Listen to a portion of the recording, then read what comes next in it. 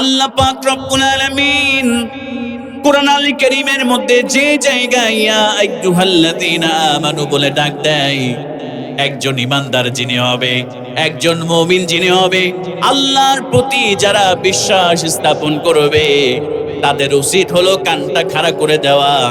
আল্লাহ পাক সুবহানাহু ওয়া তাআলা ইয়া আইয়ুহাল্লাযীনা আমানু বলে যেখানে ডাক দিবে, তার পরবর্তীতে আল্লাহ ইমানদারদের জন্য, মুমিনদের জন্য একটা স্পেশাল সুসংবাদ আল্লাহ মুমিনদেরকে দান করে। জোরে বলেন সুবহানাল্লাহ। আমরা আল্লাহকে বললাম, আল্লাহ তুমি আমাদেরকে দরদ মাখা কণ্ঠে ডাক দিলাম, ও মাবুদ তুমি আমাদেরকে মায়া মাখা কণ্ঠে ইমানদার বলে ডাক দিলা। আল্লাহ কি সুসংবাদ আমাদের জন্য তুমি রেখে দিয়েছো। আল্লাহ পাক সুবহানাহু ওয়া তাআলা এবার সুন্দর করে জানিয়ে দিলেন, বান্দারে তুবু ইলাল্লাহি তাওবাতান নাসুহা। জোরে বলেন আল্লাহু আকবার। আল্লাহ পাক সুবহানাহু ওয়া তাআলা বললেন, হে ইমানদারেরা, তোমরা তো গুনাহ করে ফেলেছো, নিজের উপরে জুলুম করে ফেলেছো, তোমরা নামাজ ছেড়ে দিয়ে জুলুম করে ফেলেছো, সুদ খেয়ে জুলুম করে ফেলেছো, ঘুষ খেয়ে জুলুম করে ফেলেছো, রোজা ছেড়ে দিয়ে জুলুম করে ফেলেছো, জিনা করে জুলুম করে ফেলেছো, হারাম ভক্ষণ করে তোমরা নিজের উপরে জুলুম করে ফেলেছো। আল্লাহ পাক সুবহানাহু ওয়া তাআলা বললেন, ও বান্দা টেনশন করো না, চিন্তা করো না, তুমি কত নামাজ ছেড়ে দিয়েছো, কত জুলুম করে ফেলেছো, কত রোজা ছেড়ে দিয়েছো, কত সুদ খেয়েছো, কত নিজের উপরে জুলুম করে ফেলেছো। আল্লাহ পাক সুবহানাহু ওয়া তাআলা একটা আমলের কথা বলে দিলেন, ও আমার বান্দা তুবু ইলাল্লাহি তাওবাতান নাসুহা। আমার গোলামেরা, আমার কাছে যদি তোমরা তাওবাতান নাসুহা করে, তাওবার মতো তাওবা করে আমি আল্লাহর কাছে যদি তোমরা ফিরে আসতে পারো, আমি আল্লাহ পাক সুবহানাহু ওয়া তাআলা তোমাদেরকে দুইটা পুরস্কার আমি দান করব। জোরে বলেন সুবহানাল্লাহ। আমরা এই জায়গায় যারা বসেছি, আচ্ছা বলেন তো প্রিয় ভাইয়েরা, আমি সহ আপনারা যারা বসেছেন, যদি বলি এই জায়গায় বসেছেন এমন একজন ব্যক্তি হাত তোলেন যে জীবনে একটা গুনাহও করেন নাই। একটু হাতটা তুলে দেখান তো যে হুজুর আমি জীবনে গুনাহ করি নাই। কি আছে এমন কেউ? এই পৃথিবীতে নবী রাসূলগণ ছাড়া, তিনারা ছিলেন মাসুম, তিনারা ছাড়া আমরা প্রত্যেকেই গুনাহগার, আমরা প্রত্যেকেই আমরা আল্লাহর নাফরমানি করি, আমরা প্রত্যেকেই আল্লাহ পাক সুবহানাহু ওয়া তাআলার অকৃতজ্ঞতা প্রকাশ করি এবং আল্লাহ পাকের বিধিবিধানগুলোকে আমরা এড়ায়ে চলি। কথা বলেন ঠিক কিনা? আমরা সবাই গুনাহগার, সবাই পাপী, আমরা সবাই পাপিষ্ঠ। ও মুসলমান কলিজার টুকরা প্রিয় ভাইয়েরা, আল্লাহ পাক বলছেন, বান্দা পাপ করে ফেলেছো, টেনশন করো না, জিনা করে ফেলেছো, চিন্তা করো না, সুদ খেয়েছো, ঘুষ খেয়েছো, নামাজ পড়ো নাই, চিন্তা করো না, তুবু ইলাল্লাহ, তুমি আমি আল্লাহর কাছে তোমরা তাওবাতান নাসুহা করে তোমরা যদি ফিরে আসতে পারো, ও বান্দা আমি তোমাদের জীবনের সব গুনাহ মাফ করে তোমাদেরকে জান্নাত দিয়ে দেব। জোরে বলেন সুবহানাল্লাহ। আমার মুসলমান কলিজার টুকরা প্রিয় ভাইয়েরা, এবার গভীর মনোযোগটা বাড়ায় দেন। তাওবাতান নাসুহা মানে কি, এইটা আমাদেরকে বুঝতে হবে।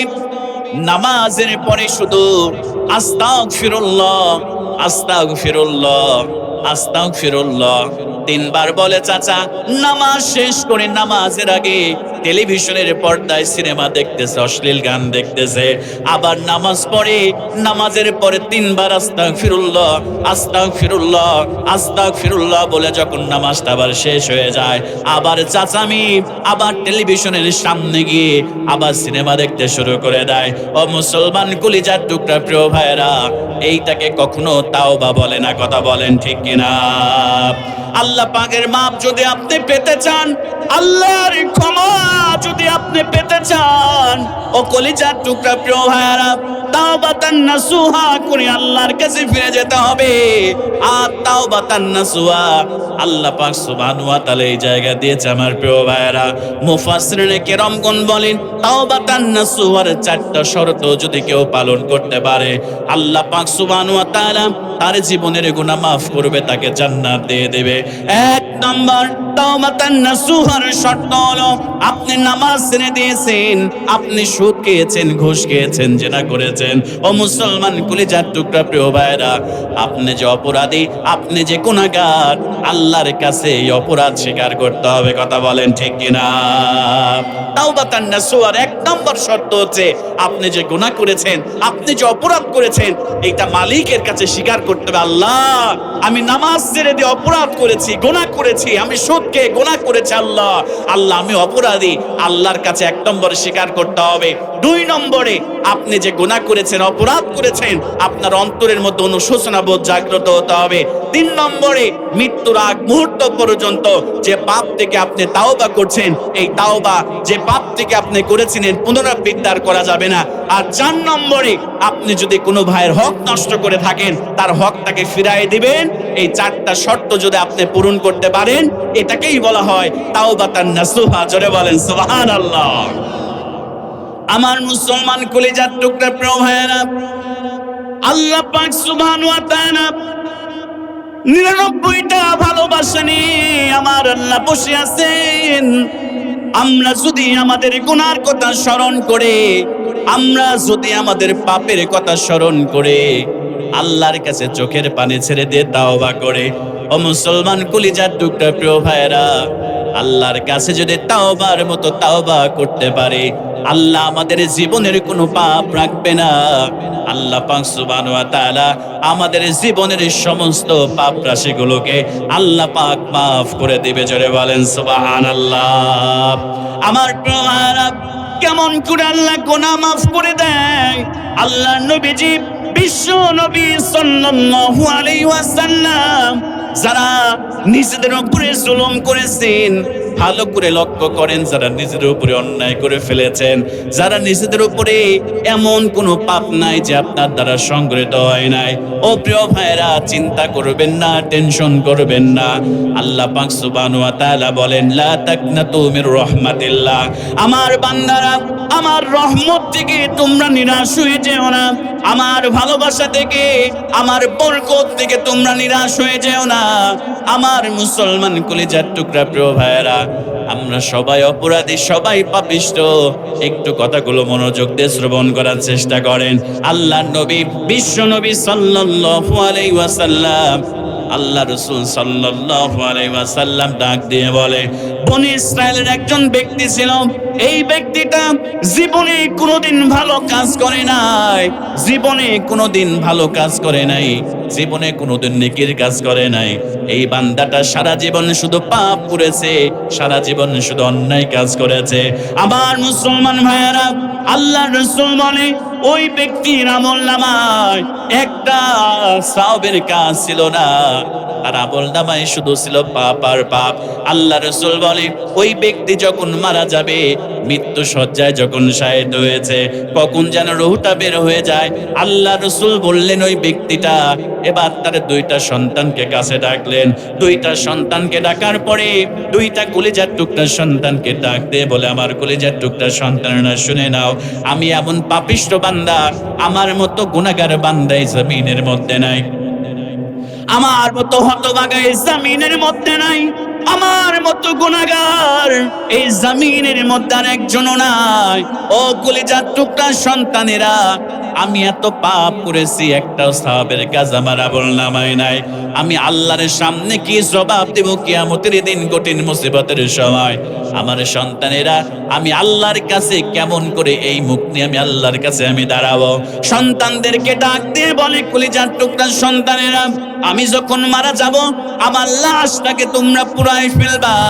লাশটাকে পুড়ায় ফেলার পরে, লাশটাকে যখন তোমরা পুড়ায় ফেলবা, ছাই হয়ে যাব, এই ছাইগুলোকে দুই ভাগে ভাগ করবা। একটা ভাগ পাহাড়ের উপরে উঠে পাহাড়ের পাদদেশে বাতাসের সঙ্গে তোমরা মিশায় দিবা, আর একটা ছাই, আর একটা ভাগ ছাই তোমরা সমুদ্রের পানির সঙ্গে মিশায় দিবা, যাতে করে আমার এই পাপিষ্ঠ চেহারা নিয়ে আল্লাহর অকৃতজ্ঞ বান্দা হয়ে আমি আল্লাহর সামনে কিয়ামতের মাঠে দাঁড়াতে পারবো না। আমার প্রিয় ভাইয়েরা, এবার ওই ব্যক্তিটা মারা গেল।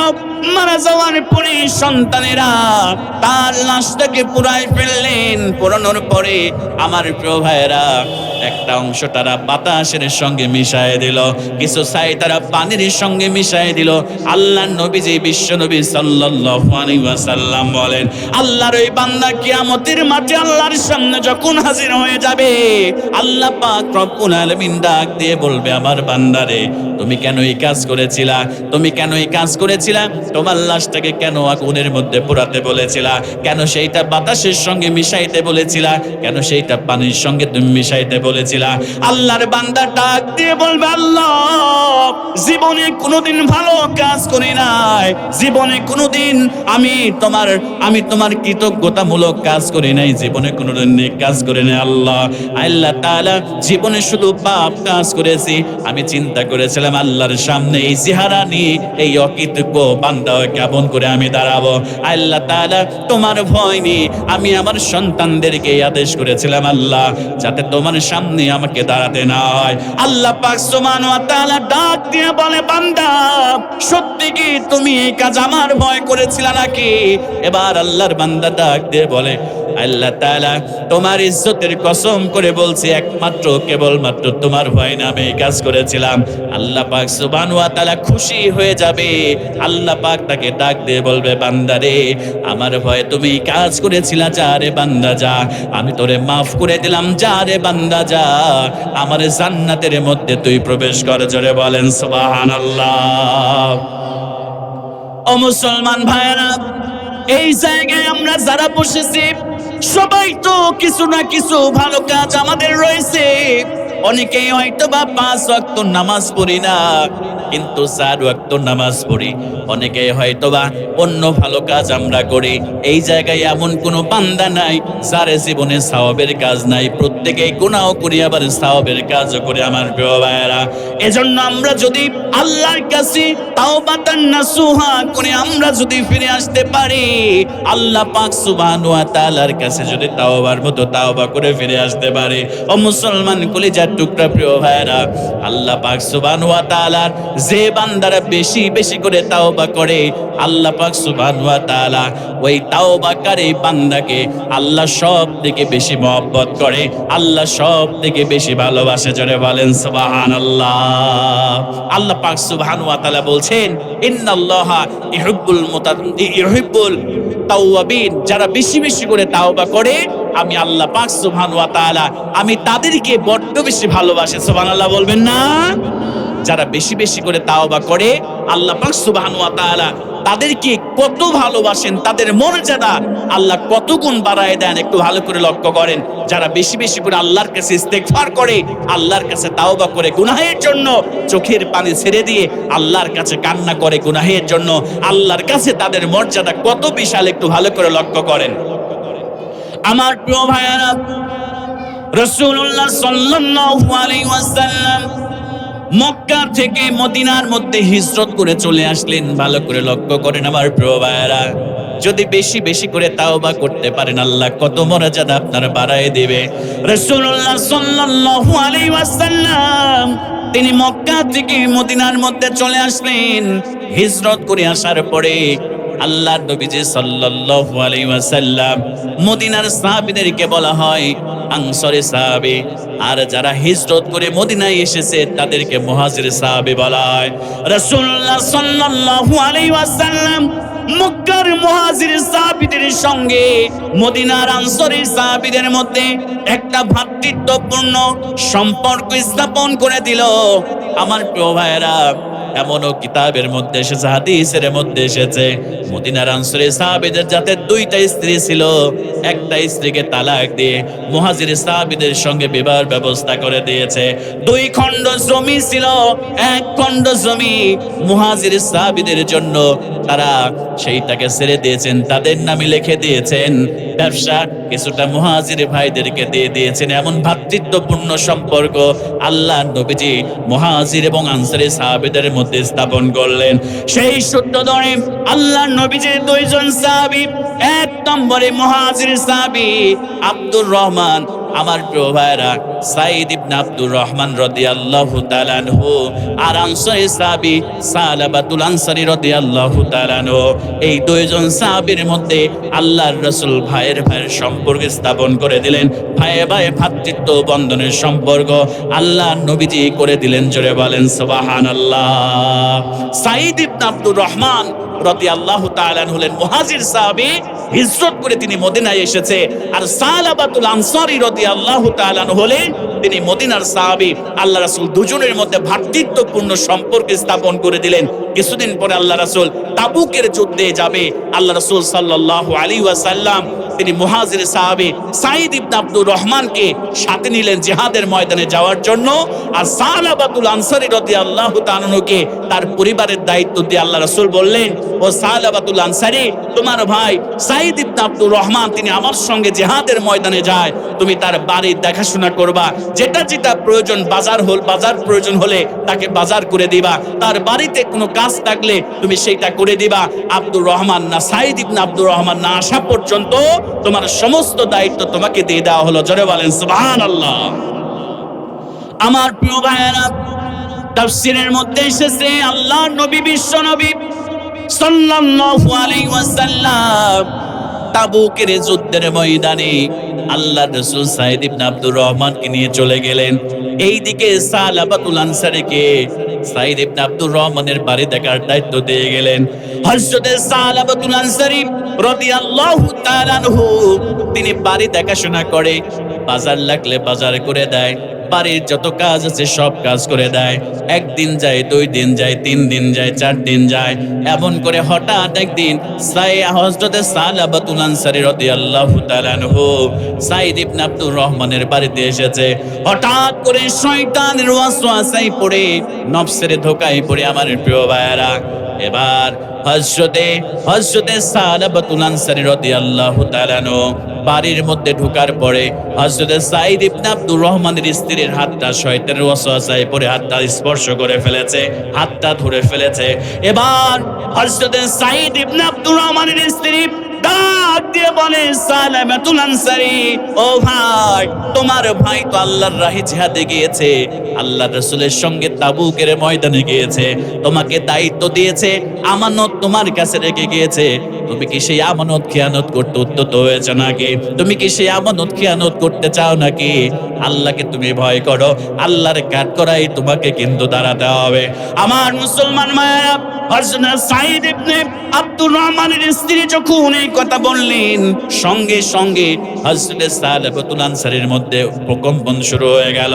হযরত সালাবাতুল আনসারী রাদিয়াল্লাহু তাআলা আনহু সাঈদ ইবনে আব্দুর রহমানের স্ত্রীর হাতটাকে ছেড়ে দিলেন। আমার প্রিয় ভাইরা, হাতটা ছেড়ে দিয়ে আল্লাহর কাছে তাওবা তাওবা তাওবা বলে এক দৌড় দিয়ে তিনি ঘর থেকে বের হয়ে গেলেন। বের হয়ে যাওয়ার পরে তিনি পাহাড়ের পাদদেশে গেলেন। আমার প্রিয় ভাইরা, পাহাড়ের পাদদেশে যাওয়ার পর আল্লাহর কাছে চোখের পানি ছেড়ে দিয়ে কান্না শুরু করে দিয়েছে। আল্লাহ ভুল করে ফেলেছি, আল্লাহ তুমি আমারে মাফ করে দাও, আল্লাহ নিজের উপরে জুলুম করে ফেলেছি, তাওবা আল্লাহর কাছে করে, আল্লাহর কাছে ক্ষমা চাই চোখের পানি ছেড়ে দিয়ে।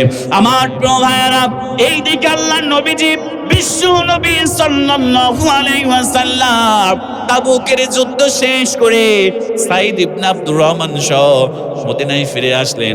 আসার পরে সাঈদ ইবনে আব্দুর রহমানের স্ত্রী ডাক দিয়ে বলে, প্রাণের স্বামী গো, আপনার ভাই সালাবাতুল আনসারী আমার সঙ্গে এমন আচরণ করেছে। হযরতে সাঈদ ইবনে আব্দুর রহমান স্ত্রীকে বুঝায় বললেন, ও আমার প্রাণের বিবি গো, হয়তোবা আমার ভাই শয়তানের ওয়াসওয়াসায় পড়ে, নফসের ধোঁকায় পড়ে এমন একটা কাজ করে ফেলেছে, আমি আমার ভাইকে ক্ষমা করে দিলাম। এবার সাঈদ ইবনে আব্দুর রহমান সালাবাতুল আনসারীকে খুঁজতে শুরু করলেন।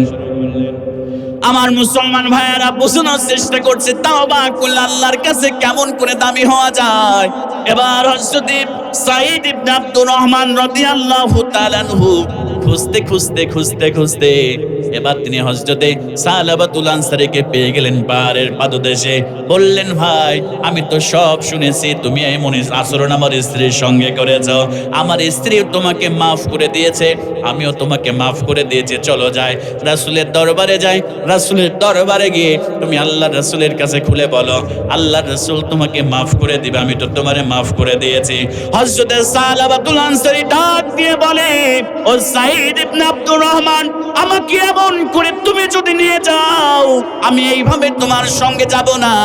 আমার হাতটা পিছন দিকে তুমি বেঁধে দাও, আমার হাতটা মাথার সঙ্গে পিছন দিকে তুমি এমন করে বেঁধে দাও। আমি আসামির মতো যেতে চাই। আমি যে অন্যায় করেছি, এই অন্যায়ের মাপ নাই। আমি যে অপরাধ করেছি, আমি আমানতের খেয়ানত করার জন্য উদ্যত হয়েছি, আমার মাপ নাই। আমাকে আসামির মতো করে তুমি নিয়ে যাও। হযরত সাঈদ ইবনে আব্দুর রহমান রাদিয়াল্লাহু তাআলা প্রথমে রাজি হয় নাই, কিন্তু সালাবাতুল আনসারী ছাড়ার পাত্র নয়। এবার হযরত সাঈদ ইবনে আব্দুর রহমান এবার পেছন দিকে হাতটা বেঁধে দিয়ে আসামির মতো করে হযরত সালাবাতুল আনসারীকে হযরতে আবু বকরের দরবারে প্রথমে নিয়ে যাওয়া হলো। হযরত আবু বকরের কাছে যাওয়ার পরে সমস্ত ঘটনা যখন শুনলেন, হযরত আবু বকর নরম মনের মানুষ, অত্যন্ত রাগান্বিত হয়ে গেল। হযরত সালাবাতুল আনসারীকে ডাক দিয়ে বলে, ও সালাবাতুল আনসারী, এখান থেকে বের হয়ে যাও, তোমার জন্য মাপ নাই, তোমার জন্য ক্ষমা নাই। তোমার ভাই জিহাদের ময়দানে গিয়েছে, আর তার স্ত্রীর সম্ভ্রমকে তুমি নষ্ট করার জন্য তুমি প্রিপারেশন উদ্যত হয়েছিলা। ও সালাবাতুল আনসারী, তোমার কোনো মাপ নাই, এই জায়গা থেকে চলে যাও। এবার আমার প্রিয় ভাইয়েরা, সাঈদ ইবনে আব্দুর রহমান হযরত সালাবাতুল আনসারীকে নিয়ে হযরত ওমরের দরবারে গেলেন। হযরত ওমর তো আরো রাগান্বিত হয়ে গেল। এবার তারা হযরত ওসমানের দরবারে গেলেন, হযরত আলীর দরবারে গেলেন। সবাই দূর দূর করে তাড়াই দিলেন, সবাই তাকে ফিরায় দিলেন। এবার সাঈদ ইবনে আব্দুর রহমান হযরত সালাবাতুল আনসারীকে ডাক দিয়ে বলে, ও সালাবাতুল আনসারী, টেনশন করো না, চিন্তা করো না, চলো রাসূলের দরবারে যাই, রহমাতাল লিল আলামিনের দরবারে যাই। চলো সেই জায়গায় যাওয়ার পরে অবশ্যই আমার রাসূল অবশ্যই একটা পথ দেখায় দিবে, আমার রাসূল অবশ্যই তোমাকে তাওবা পড়ায় দিবে। এবার রাসূলের দরবারে সালাবাতুল আনসারীকে নিয়ে যাওয়া হলো। আমার নবীজি সমস্ত কিছু শোনার পরে আমার নবীজি সাল্লাল্লাহু আলাইহি ওয়াসাল্লামের নূরানী চেহারাটা এবার রক্তিম বর্ণ হয়ে গেল। আল্লাহর রাসূল দূর দূর করে তাড়ায় দিলেন, সালাবাতুল আনসারী, আমার দরবার থেকে তুমি বের হয়ে যাও। তুমি এমন একটা কাজ করেছো সালাবাতুল আনসারী, তোমার ক্ষমা নাই, তোমার কোনো ক্ষমা নাই, তোমার কোনো মাফ নাই, তুমি আমার দরবার থেকে বের হয়ে যাও। আল্লাহর রাসূল বের করে দিলেন। এবার সালাবাতুল আনসারী এবার এক দৌড় দিয়ে চোখের পানি ছেড়ে দিয়ে এবার তিনি পাহাড়ের পাদদেশে চলে গেলেন, বনের মধ্যে চলে গেলেন। আমার প্রিয় ভাইয়েরা, অপরাধ করে ফেলেছে, অন্যায় করে ফেলেছে সালাবাতুল আনসারী রাদিয়াল্লাহু তাআলা আনহু। রাত যতই গভীর হয়ে যায়, পাহাড়ের পাদদেশে একটা গাছ আছে, গাছের নিচে বসে বসে টুকরায় টুকরায় কান্না শুরু করে। আল্লাহর কাছে ডাক দিয়ে বলে, আল্লাহ, ও মাবুদ, আমি তো অন্যায় করে ফেলেছি, নফসের প্রতি জুলুম করে ফেলেছি, নফসের দোকায় পড়ে নিজের উপরে জুলুম করে ফেলেছি, আমি শয়তানের ওয়াসওয়াসায় পড়ে অন্যায় করে ফেলেছি। ও মাবুদ, তোমার বান্দা আবু বকরের কাছে গেলাম, আমারে দূর দূর করে তাড়ায় দিয়েছে। আল্লাহ, তোমার বান্দা ওমরের কাছে গেলাম, উসমানের কাছে গেলাম, আলীর কাছে গেলাম, দূর দূর করে তাড়ায় দিয়েছে।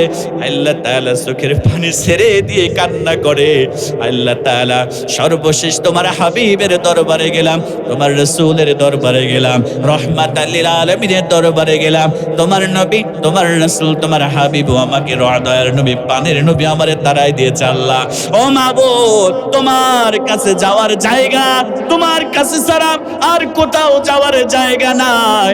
আল্লাহ, তোমার কাছে তাওবা করলাম। সেজদা দিয়ে চোখের পানি ছেড়ে দিয়ে কান্না করে। সাঈদ ইবনে আব্দুর রহমান পাগলের মতো, ছোট শিশুর মতো হাউমাউ করে কান্না করে। কয়েকদিন চলে যায়, আল্লাহর তাওবাটা এত পছন্দ হলো, রাসূলের কাছে জিবরিলকে পাঠিয়ে দিলেন, ও জিবরাইল, যাও রে যাও, আমার রাসূলকে জানায়ে দাও আমি সাঈদ ইবনে আব্দুর রহমান, আমি হযরত সালাবাতুল আনসারী তাওবাকে কবুল করে নিয়েছি। হযরত জিবরিল আমিন আলাইহিস সালাম বিশ্ব নবী সাল্লাল্লাহু আলাইহি ওয়াসাল্লামের কাছে এসে বললেন, ইয়া রাসূলুল্লাহি, ইয়া হাবিবাল্লাহ, হযরত সালাবাতুল আনসারী এত সুন্দর করে চোখের পানি ছেড়ে দিয়ে আল্লাহর কাছে তাওবা করেছে, আল্লাহর এত পছন্দ হয়েছে, হযরত সালাবাতুল আনসারীকে আল্লাহ মাফ করে দিয়েছে। আমার প্রিয় ভাইরা, বিশ্বনবী ঘোষণা দিলেন, যাও আমার সালাবা কোথায় আছে তাকে তোমরা ধরে নিয়ে আসো, এই সুসংবাদটা তার কাছে পৌঁছায় দাও। আমার প্রিয় ভাইরা, হযরত আলী রাদিয়াল্লাহু তাআলা আনহু, হযরত সালমান ফারসি রাদিয়াল্লাহু তাআলা আনহু, দুইজন সাহাবী চলে গেলেন পাহাড়ের মধ্যে খোঁজাখুঁজি করার জন্য। বিকেল গড়িয়ে সন্ধ্যা হয়ে যায়, হযরত সালাবাকে খুঁজে পাওয়া যায় না। সন্ধ্যা গড়িয়ে রাত হয়ে যায়, সালাবাকে খুঁজে পাওয়া যায় না। হঠাৎ করে রাত যখন গভীর হয়ে গেছে, একটা গাছের নিচ থেকে কান্নার আওয়াজ আসে, হাওমাও করে সালাবাতুল আনসারী কান্না করে। হযরত সালমান ফারসি, হযরত আলী বুঝতে পারলেন এইটা আর কেউ না, এইটা হলো হযরত সালাবাতুল আনসারীর কণ্ঠ, সালাবাতুল আনসারীর কান্না। তারা গিয়ে দেখে সত্যি সত্যি সালাবাতুল আনসারী আল্লাহর কদমে সেজদা দিয়ে চোখের পানি ছেড়ে দিয়ে আল্লাহর কাছে তাওবা করে, আল্লাহর কাছে গুনাহের জন্য ক্ষমা চায়। হযরত সালাবাতুল আনসারী রাদিয়াল্লাহু তাআলা আনহুকে হযরত আলী ডাক দিয়ে বলে, হযরত সালমান ফারসি ডাক দিয়ে বলে, ও সালাবাতুল আনসারী, আর কান্না করো না, সেজদা থেকে মাথা ওঠাও, আল্লাহ তোমার তাওবাকে কবুল করে নিয়েছে, আল্লাহ তোমার চোখের পানিকে তোমার চোখের পানিকে আল্লাহ কবুল করে নিয়েছে, আল্লাহ তোমাকে ক্ষমার ঘোষণা দিয়েছে। হযরত সালাবাতুল আনসারী সালমান ফারসি হযরত আলীর সঙ্গে রাসূলের দরবারে তারা আসতে শুরু করলেন। আস্তে আস্তে আল্লাহর নবীজি ফজরের নামাজ শুরু করে দিয়েছে। ফজরের নামাজ যখন এক রাকাত শেষ হয়ে গিয়েছে, দ্বিতীয় রাকাতে এসে হযরত সালমান ফারসি, হযরত আলী আর সালাবাতুল আনসারী রাদিয়াল্লাহু তাআলা কাতারের মধ্যে দাঁড়িয়ে গিয়েছে, পিছনের কাতারে। আল্লাহর রাসূল তেলাওয়াত করতেছে সূরাতুত তাকাসুর, আলহাকুমুত তাকাসুর হাত্তা যুরতুমুল মাকাবির। আমার প্রিয় ভাইরা, আল্লাহর নবীজি বিশ্ব নবী সাল্লাল্লাহু আলাইহি ওয়াসাল্লাম যখন হাত্তা যুরতুমুল মাকাবির এই আয়াতটা তেলাওয়াত করেছে, আমার প্রিয় ভাইরা, হযরত সালাবাতুল আনসারীর হৃদয়ের মধ্যে আল্লাহর ভয় কেমন করে ঢুকে গিয়েছে। যখন এই আয়াত আল্লাহ রাসূল তেলাওয়াত করেছে, সঙ্গে সঙ্গে সালাবাতুল আনসারী আল্লাহু আকবারের একটা স্লোগান দিয়ে তিনি মসজিদের মধ্যে অজ্ঞান হয়ে মাটিতে লুটায় পড়েছেন। জোরে বলেন আল্লাহু আকবার। রাসূলুল্লাহ নামাজ শেষ করলেন। নামাজ শেষ করার পরে হযরত সালাবাতুল আনসারীর কাছে তিনি চলে আসলেন।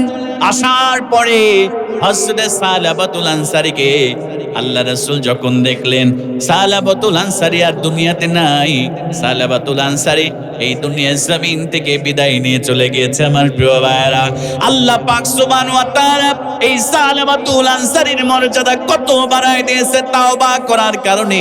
আমার প্রিয় ভাইরা, আল্লাহ রাসূল এবার তার কাফনের ব্যবস্থা করালেন, এবার তাকে ধোয়ালেন, কাফন পরায় এবার জানাজার নামাজ আল্লাহ রাসূল উপস্থিত হয়ে গেলেন। আল্লাহ নবীজি জানাজা করানোর পরে তাকে এবার কবরস্থ করা হবে। আল্লাহ রাসূলের সাহাবায়ে কেরাম খেয়াল করে দেখে আল্লাহ নবীজি কখনো এমন আচরণ করে নাই। আল্লাহ নবীজি সাল্লাল্লাহু আলাইহি ওয়াসাল্লাম বৃদ্ধাঙ্গুলের উপরে ভর দিয়ে হাঁটতেছে। আল্লাহ নবীজি পুরা পাটা মাটির সাথে লাগায় দেয় নাই। আল্লাহ নবীজি বৃদ্ধাঙ্গুলের উপরে ভর করে হাঁটে। আল্লাহ রাসূল সাল্লাল্লাহু আলাইহি ওয়াসাল্লামকে সাহাবায়ে কেরাম জিজ্ঞেস করলেন, ইয়া রাসূলুল্লাহি, ইয়া হাবিবাল্লাহ, আপনাকে তো কখনো কোনো জানাজায় এমন বৃদ্ধাঙ্গুলের উপরে ভর করে হাঁটতে দেখি নাই। ইয়া রাসূলুল্লাহি, ইয়া হাবিবাল্লাহ, আজকে কেন আপনি এমন করে আপনি হাঁটতেছেন? আল্লাহর রাসূল ডাক দিয়ে বলে, সাহাবায়ে কেরামরা শুনে নাও, আমি রাসূল যেইটা দেখি তোমরা সেইটা দেখো না, আমি রাসূল যেইটা শুনি তোমরা সেইটা শুনো না। ও আমার সাহাবীরা শুনে নাও, আমার সালাবাতুল আনসারীর আল্লাহ পাক তাওবা এত পছন্দ করেছে, আমার সালাবাতুল আনসারীর চোখের পানি আল্লাহ এত পছন্দ করেছে। আল্লাহ পাক সুবহানাহু ওয়া তাআলা আমার এই বান্দার, আমার এই সাহাবীর মর্যাদা আল্লাহ এত গুণ বাড়ায় দিয়েছে। আল্লাহ আল্লাহ পাক সুবহানাহু ওয়া তাআলা লক্ষ কোটি ফেরেশতা এই সালাবাতুল আনসারের জানাজায় প্রেরণ করে দিয়েছে। আমি এত ফেরেশতা এমন আগে কখনো কোনো জানাজায় পাই নাই, আজকে এত ফেরেশতা আল্লাহ নাজিল করে দিয়েছে।